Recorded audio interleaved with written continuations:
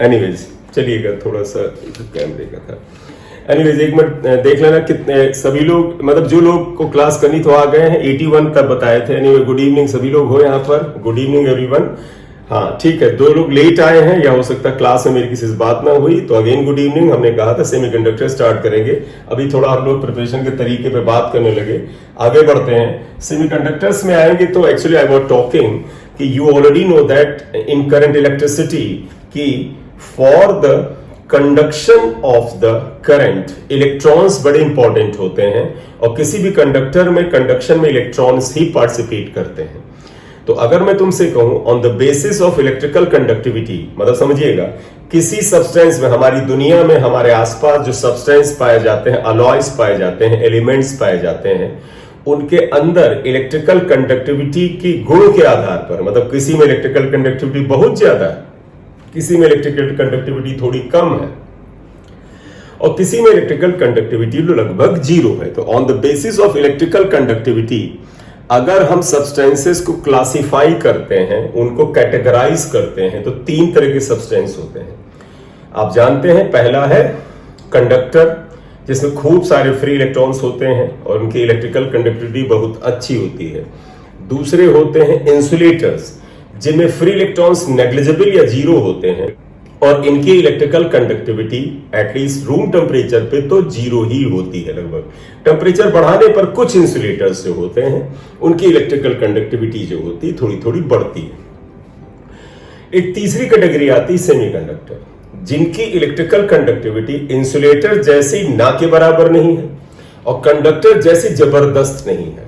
तो जो इंसुलेटर्स हैं बेटा, इनकी electrical conductivity is the intermediate of the insulators and conductors.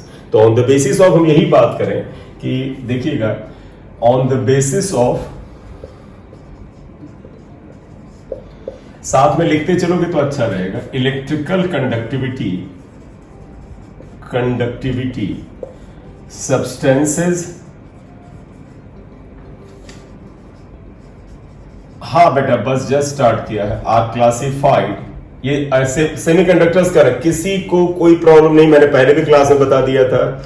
Semiconductor में प्योर थ्योरी है, थोड़ा सा आगे न्यूमेरिकल जाता है, वो भी बहुत दिन बाद जाएगा, लगभग आखिरी लेक्चर के आसपास या आखिरी 2 लेक्चर के। तो जो मैं पढ़ाऊंगा, आप रे ऑप्टिक्स कर रहे हैं, उससे सवाल करो और इसकी थ्योरी साथ साथ पढ़ते चलो, क्योंकि जो थ्योरी तुम पढ़ोगे इसी में से खींच के एक क्वेश्चन निकाल लाएंगे। कई बार होता है ना कि in what way the question will be in the examination. आप नॉलेज रखो, थ्योरी को याद नहीं रखना है, समझना है, और वो उसी से एक क्वेश्चन निकाल लाएंगे, तुम्हारे सारे क्वेश्चन सही हो जाएंगे। तो इसलिए उसको लेके बहुत ज्यादा पैनिक मत लीजिएगा। तो सेमीकंडक्टर्स का पार्ट पढ़ा रहे हैं। On the basis of the electrical conductivity substances are classified in 1 conductors. तो पता है बेटा कंडक्टर्स की क्या खूबी है, सभी को पता है, इसमें free electrons are too much, बहुत सारे फ्री इलेक्ट्रॉन्स होते हैं, इसलिए इनकी इलेक्ट्रिकल कंडक्टिविटी बहुत ज्यादा होती है। They have large number of free electrons, hence electrical conductivity. ये केवल बेटा स्टार्टिंग ऑफ द चैप्टर है, चैप्टर आगे अपने सेमीकंडक्टर जोन में धीरे धीरे जाएगा। Hence electrical conductivity is very large, बहुत ज्यादा होती है। एग्जाम्पल देने की ऐसी कोई आवश्यकता नहीं है, लेकिन अगर आप फिर भी लिखना चाहें तो कुछ भी लिख दीजिएगा, gold, silver, copper, aluminium etcetera. Number 2, देखो बेटा कंडक्टर्स वो होते हैं जिसमें फ्री इलेक्ट्रॉन बहुत सारे होते हैं, तो उनकी इलेक्ट्रिकल कंडक्टिविटी बहुत ज्यादा होती है, राइट। दूसरे होते हैं इंसुलेटर, जैसे प्लास्टिक, आपको पता है इसमें तुम करंट लगाओ तो तुम्हें नहीं लगेगी, करंट इसमें नहीं कंडक्ट होगी, क्योंकि इसके अंदर फ्री इलेक्ट्रॉन्स नेग्लिजिबल हैं या 0 है। तो दूसरा होता है इंसुलेटर्स, दे हैव 0 और नेग्लिजिबल फ्री इलेक्ट्रॉन्स। क्या लिखा? दे हैव 0 और negligible free electrons, hence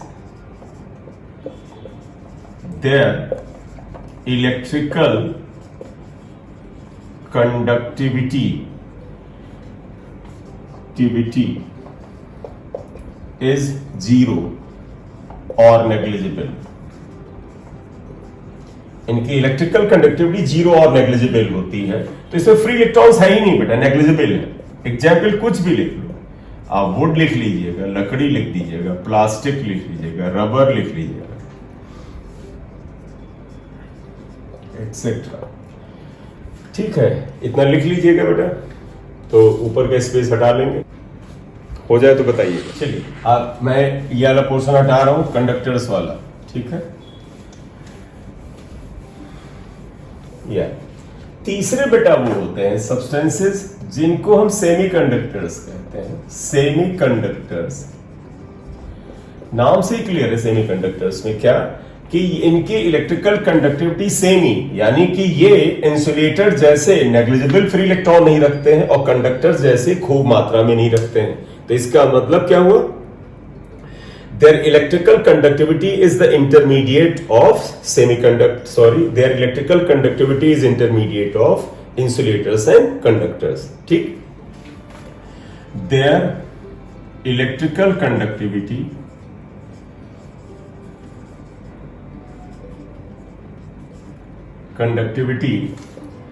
is more than insulators and less than conductors से कम होती है। At zero kelvin, absolute zero temperature, यानी -273 डिग्री सेल्सियस, जीरो केल्विन पर semiconductors have no free electrons, इसमें कोई फ्री इलेक्ट्रॉन्स नहीं होता।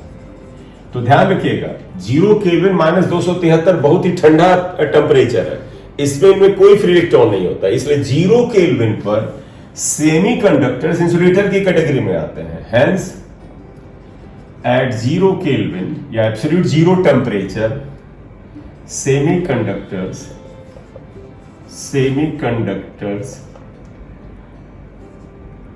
becomes insulators on what basis में, on the basis of electrical conductivity। तो ध्यान रखिएगा, अगर कहीं कहा जाए कि जीरो केल्विन पर किसी सेमीकंडक्टर का नाम लिखते हैं, जैसे हमने लिख दिया जर्मेनियम, सिलिकॉन, तो मैं कहूं जीरो केल्विन पर जर्मेनियम क्या है, तो तुम कहोगे सेमीकंडक्टर नहीं भैया, वो इंसुलेटर है। बोलिए, क्लियर। एग्जाम्पल जैसे हमने बोल ही दिया है, आमतौर पे तुमने जो केमिस्ट्री में टेट्रावैलेंट बेटा, जिनकी वैलेंसी 4 होती है, जो आपके ग्रुप के एलिमेंट है टेट्रावैलेंट वाले, वो इसके अंतर्गत आते हैं। एग्जाम्पल पहले लिखिए जो 14 है, पहला हम लिखते हैं सिलिकॉन, इसका एटॉमिक नंबर 14 है, तो इसका आप सिंपल कॉन्फ़िगरेशन करें तो 2 8 4 हुआ। जरा एसपीडीएफ वाला बता तो बेटा इसका कॉन्फ़िगरेशन क्या हो जाएगा। 1s2 तो ये तो पहले में आ गया, सेकेंड में 2s2 2 पे 6 हो जाएगा, 3s2 3p2, बोले यही होना चाहिए। देखो 3s2 3p2 होगा ये, तो चलिए हाँ ये लिखिए। तो आप अभी हमारे फिजिक्स में इतने से काम चलेगा, थोड़ा सा एनर्जी बैंड समझाने में इसकी जरूरत पड़ती है, तो हमें उतना लेकर नहीं चलना है, क्योंकि केमिस्ट्री का नॉलेज लेके नहीं चलना है। हमारा काम उतने से हो जाएगा कि एनर्जी बैंड क्या होता है आप समझ जाएंगे। तो मैंने इसमें एग्जाम्पल सिलिकॉन ले लिया है, या जर्मेनियम लिख लीजिएगा। अब 32 होगा, इसको हम कॉन्फ़िगरेशन नॉर्मल अलग रहे, 2 8 18 4 आएगा। तो देखो लास्ट ऑर्बिट में 4 इलेक्ट्रॉन आते हैं, और तुम्हें पता है जो लास्ट ऑर्बिट में इलेक्ट्रॉन आएंगे वैलेंसियम सिलिकॉन। अब तुम्हें यहीं पर एक चर्चा कर ले बेटा, जो सेमीकंडक्टर्स होते हैं ये भी आप 3 तरह से लिख सकते हैं। There are 3 types of semiconductors. Types का मतलब एक्चुअल में बताया बेटा, नेचुरल सेमीकंडक्टर्स ये एलिमेंट फॉर्म में देखो पीरियोडिक टेबल में पाए जाते हैं, लेकिन जरूरत के अनुसार वैज्ञानिकों ने बहुत से ऐसे कंपाउंड बनाए हैं जो कि सेमीकंडक्टर जैसा बर्ताव करते हैं, इसलिए कैटेगराइज कर देते हैं। There are 3 types of semiconductors. Number 1 आ जाएगा बेटा, आप आइएगा, एलिमेंटल सेमीकंडक्टर। किसी का माइक ओपन है। एलिमेंटल सेमीकंडक्टर इन्हें बोलते हैं एलिमेंटल सेमीकंडक्टर। और एलिमेंटल सेमीकंडक्टर में आप ये आ जाएंगे जो हमने लिखा, सिलिकॉन, जर्मेनियम एक्सेट्रा, ये एलिमेंटल। देखो सीधे सीधे आपने एलिमेंट्स उठा लिए। दूसरा आ जाएगा कंपाउंड सेमीकंडक्टर्स, ये लेबोरेटरी में बनाए जा सकते हैं कंपाउंड सेमीकंडक्टर्स। बोलिए, इतनी बात समझ गए?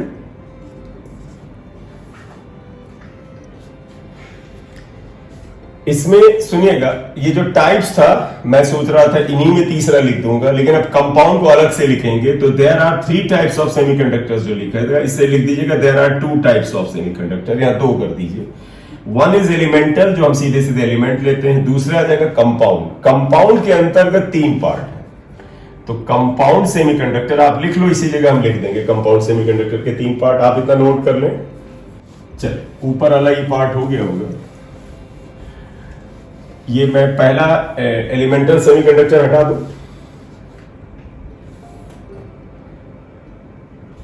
चलिए, अगर ये लिख लिया, देखिएगा कंपाउंड सेमीकंडक्टर के अंतर्गत मैंने बोला 3 पार्ट होंगे। यहां पर देखिएगा कंपाउंड सेमीकंडक्टर के अंदर 3 पार्ट आएंगे। एक आएगा इनऑर्गेनिक सेमीकंडक्टर्स, कंपाउंड में ही होंगे। इसमें आएगा जैसे gallium arsenide, gallium phosphide, arsenide etcetera. तो इस तरह से इनको कंपाउंड करके हमें जो याद है वो हमने एक आध लिख दी इंपॉर्टेंट। तो इनऑर्गेनिक सेमीकंडक्टर्स, दूसरे आते हैं ऑर्गेनिक, उनके नाम नहीं लिख रहा हूं क्योंकि हम उनका इस्तेमाल नहीं कर रहे हैं, बस केवल लेबलिंग कर रहा हूं कंडक्टर्स। एंड ऑर्गेनिक पॉलीमर्स या तो खैर हमारे लिए 2 काम के हैं बेटा, एलिमेंटल और जो इनऑर्गेनिक सेमीकंडक्टर्स हैं, ठीक है।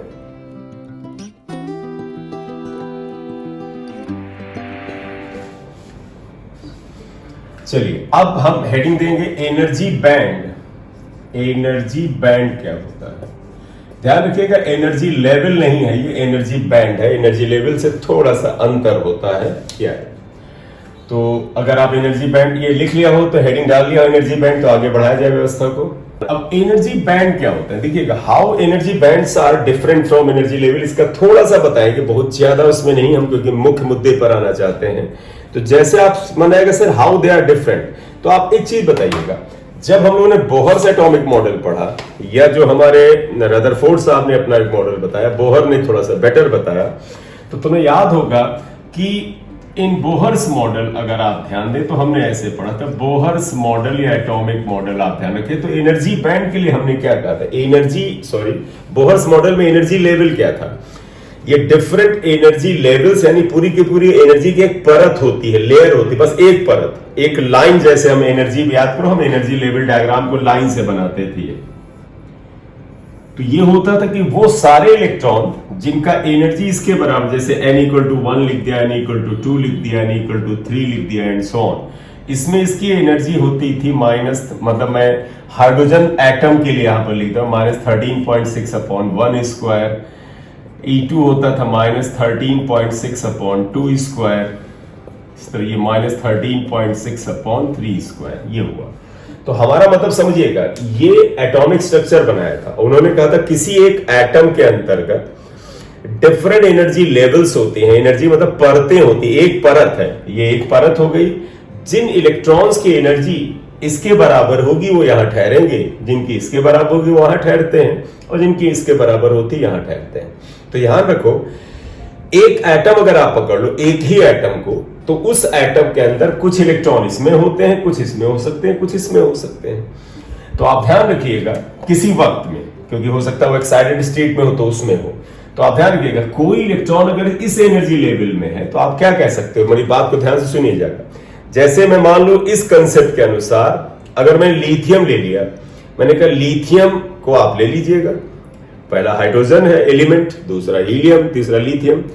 मैंने कहा लिथियम के अंदर जो इलेक्ट्रॉन एक लिथियम एटम के अंतर्गत जो बाहर के सबसे आउटर मोस्ट ऑर्बिट में होगा, उसकी जो एनर्जी होगी वो लिथियम के हर एटम के उस इलेक्ट्रॉन की होगी। मैं रिपीट कर रहा हूं, लिथियम का छोड़ो, आप कोई और ले लो। तो मान लीजिए एक सब्सटेंस के लिए जिसके लिए आपने ये एनर्जी लेवल डायग्राम बनाया है, तो ध्यान रखना ये एनर्जी लेवल डायग्राम बिल्कुल भी पूरे सब्सटेंस के लिए नहीं बताया गया है। This energy level diagram is actually explained only for an isolated atom. ऐसा लग रहा है कि एक एटम अकेला कहीं पर धरा हुआ है, तो उस एटम के अंतर्गत ये होगा कि उसका न्यूक्लियस होगा, न्यूक्लियस के चारों ओर पहला एनर्जी लेवल, उसमें इलेक्ट्रॉन हो गए, दूसरा एनर्जी लेवल हो गया, उसमें कुछ इलेक्ट्रॉन हो गए, जितने भी आप जानते ये हो गए, इस तरह से। तो मैं यहां पे तुम्हें ये बताने जा रहा हूं बोहर्स एटॉमिक मॉडल या एटॉमिक मॉडल का जो सिंपल वे हम पढ़ते हैं, उसमें जब हम डिफरेंट एनर्जी परतों की बात करते हैं, एनर्जी लेवल्स की बात करते हैं, तो ये एक एटम की बात करते हैं। देखो ये एक एटम है, इसमें कुछ इलेक्ट्रॉन इसमें है, कुछ इसमें है, कुछ इसमें है, तो जैसे लग रहा है इस एटम के पड़ोस में कोई दूसरा एटम है ही नहीं, लेकिन असल में क्या है बेटा, किसी एटम के पड़ोस में हजारों अलग एटम है। जैसे आपने जर्मेनियम क्रिस्टल ले लिया या आपने मान ली सोडियम ले लिया, तो सोडियम का जब सब्सटेंस लोगे तो उसके अंदर करोड़ों एटम है और सब एटम आसपास है, उनके बीच की दूरी तो पता 10⁻⁹ मीटर के आसपास होती है। तो जब हम एक आइसोलेटेड एटम लेते हैं तो एनर्जी की डिफरेंट लेयर्स लेते हैं और हम कहते हैं कि इस लेयर में जो इलेक्ट्रॉन पाया जाता है वो उसकी एनर्जी इतनी होती है, इसमें जो इलेक्ट्रॉन पाया जाता है उसकी एनर्जी इतनी होती है। और इस तरह का अगर मान ली सोडियम ही हमने ले लिया, सोडियम के अंदर हर एटम का अगर कोई इलेक्ट्रॉन, मान ली पहला एटम लिया, उसके जिस इलेक्ट्रॉन के पास इतनी एनर्जी है, तो दूसरे एटम के भी वही इलेक्ट्रॉन जो इस एनर्जी लेयर में है उसकी भी एनर्जी सेम होगी। तो मेरी बात समझिएगा, आपने सोडियम एटम दिमाग में ले लिया, उसके अंदर हजारों एटम है, उसके एटम के अंदर जो इलेक्ट्रॉन इस एनर्जी लेवल पे होगा उन सभी की एनर्जी बराबर होगी। लेकिन ऐसा है नहीं, क्यों? क्योंकि किसी एटम के पास में वास्तव में किसी सब्सटेंस का या किसी क्रिस्टल का दूसरा एटम मौजूद होता है। देखो ये दूसरा एटम मौजूद है, और सिर्फ दूसरा नहीं, इधर भी मौजूद है, इधर इधर इधर। 3D में सोचो, एक एटम ये पड़ोस में, इधर एटम, इधर एटम, इधर एटम, इधर एटम, और जो थोड़ा दूर भी एटम है वो भी छोड़ थोड़ा देगा, वो भी अपना प्रभाव डालेगा। तो वास्तव में चीजें थोड़ा सा और क्लियर करें, थोड़ा सा हटाते हैं कि जब हम एनर्जी लेवल की बात करते हैं कि पहला एनर्जी लेवल है ग्राउंड स्टेट है, फर्स्ट एक्साइटेड स्टेट है, तो हम एक बिल्कुल अलग थलग आइसोलेटेड एटम की बात करते हैं। लेकिन जब एटम्स किसी सब्सटेंस को बनाते हैं, उसमें एक एटम के पास 50 एटम होते हैं, तो वास्तव में बेटा इसके अंदर के जो इलेक्ट्रॉन है और इसके अंदर के जो इलेक्ट्रॉन है, तो बताओ बेटा इन इलेक्ट्रॉन में कुछ फोर्स ऑफ रिपल्शन होगा, इस न्यूक्लियस में कुछ फोर्स ऑफ रिपल्शन होगा, इस इलेक्ट्रॉन और इस न्यूक्लियस में कुछ अट्रैक्शन होगा, इन इलेक्ट्रॉन्स इस न्यूक्लियस में कुछ अट्रैक्शन होगा। तो वास्तव में जब एक एटम के पास में जो हजारों और एटम होते हैं जो असल में किसी एलिमेंट के अंदर मौजूद होते हैं, वो एनर्जी लेवल इतना क्लियर कट नहीं बनाते हैं कि एनर्जी की एक परत होती है। अब आप सुनिएगा, जैसे मैं ये एक इलेक्ट्रॉन पकड़ लूं, अब बताओ क्या ये इस इलेक्ट्रॉन के एनर्जी लेवल जो हम बनाएंगे कि ये लास्ट वाला एनर्जी लेवल यही रहेगा ना? इस इलेक्ट्रॉन का इसके साथ भी अट्रैक्शन हो सकता है, तो इसका एनर्जी इसकी वजह से कुछ और आएगा। तुम कहोगे ये क्यों? तो पता नहीं, दो चार्ज पार्टिकल जब एक दूसरे के इंटरेक्शन में आते हैं तो कुछ पोटेंशियल एनर्जी क्रिएट करते हैं। तो अगर इसका चार्ज Q1 हो, इसका Q2 हो, तो आएगा 1/4πε0 Q1 Q2 by R। इसकी वजह से कुछ पॉजिटिव पोटेंशियल एनर्जी, कुछ पॉजिटिव चार्ज और नेगेटिव चार्ज की पोटेंशियल एनर्जी आएगी, इसके बीच की नेगेटिव चार्ज की आएगी। यही एटम है, इसके बाद में यहां जो एटम, यहां जो एटम, यहां जो एटम, सामने जो एटम, पीछे, सभी की वजह से इसके ऊपर प्रभाव आएगा।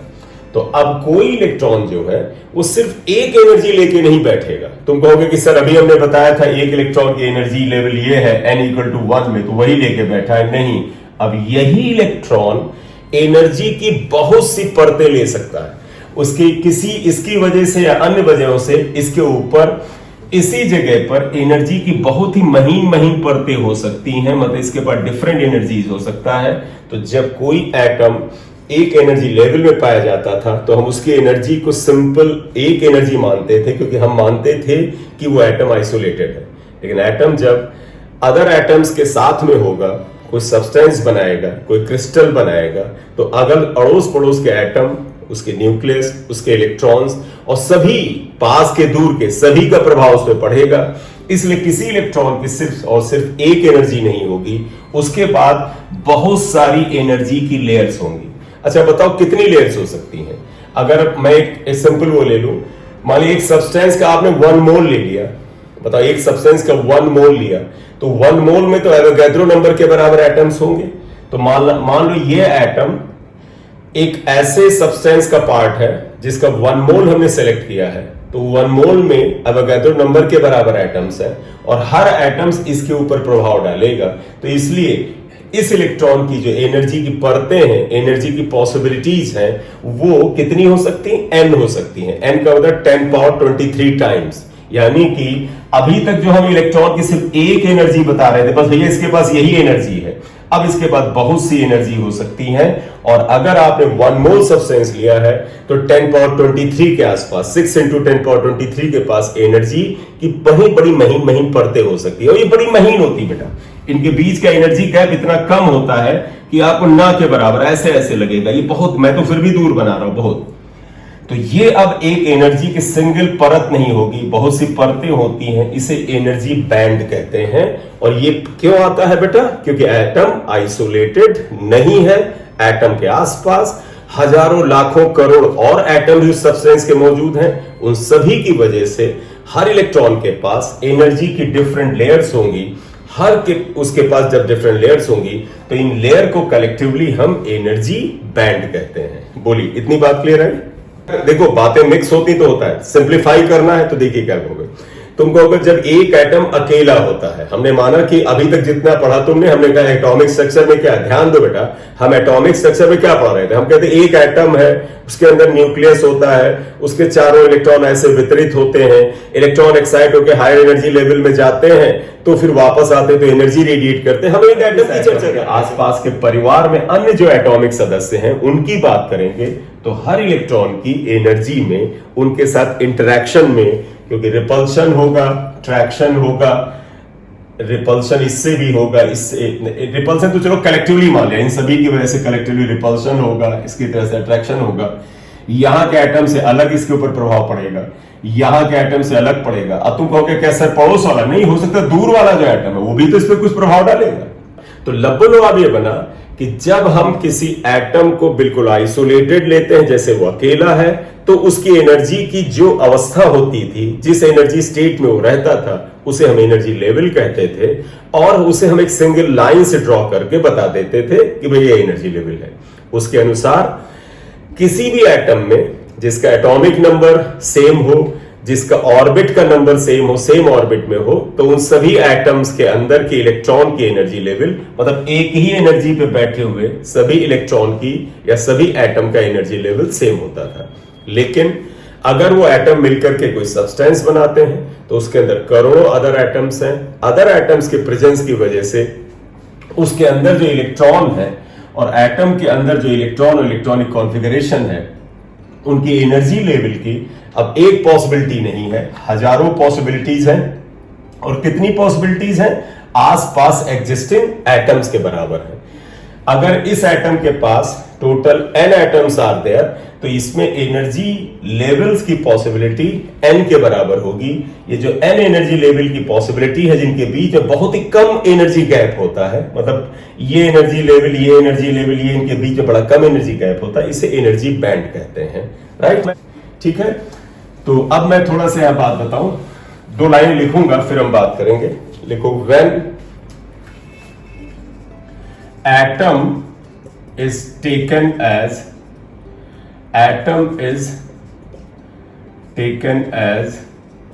isolated atom, then it has definite energy level।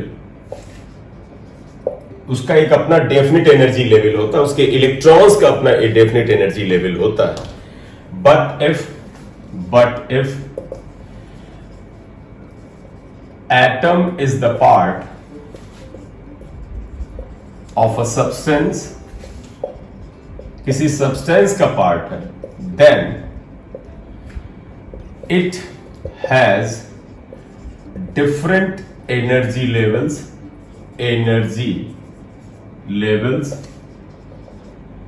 due to the presence को आप इंटरैक्शन भी बोल सकते हैं, interaction due to the presence और इंटरैक्शन विद अदर एटम्स। तो it has different energy levels due to the presence or interaction with the other atoms, this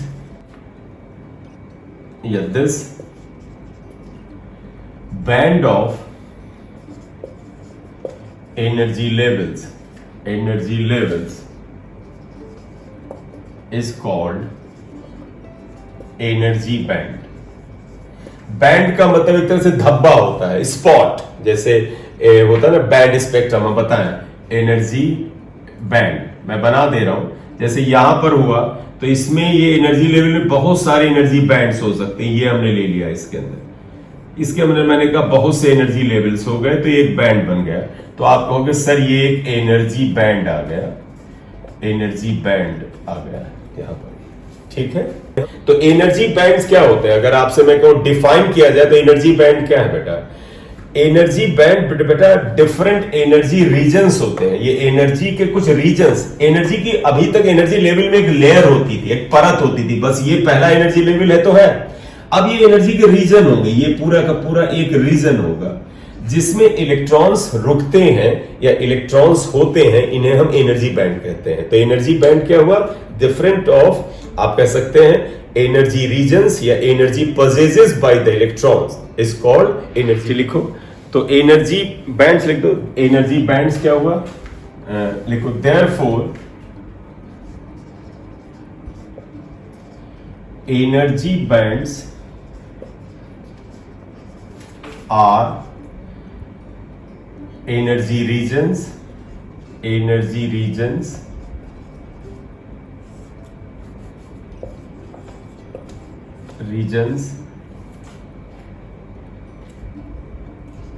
an atom possessed by the electrons। ठीक है, ये energy regions होते हैं किसी atom के अंदर जिसको इलेक्ट्रॉन पजेस करते हैं, रखते हैं, या इलेक्ट्रॉन का हो सकता है, ठीक है। तो एनर्जी बैंड तीन तरह के होते हैं, लिखो types of energy bands, types of energy bands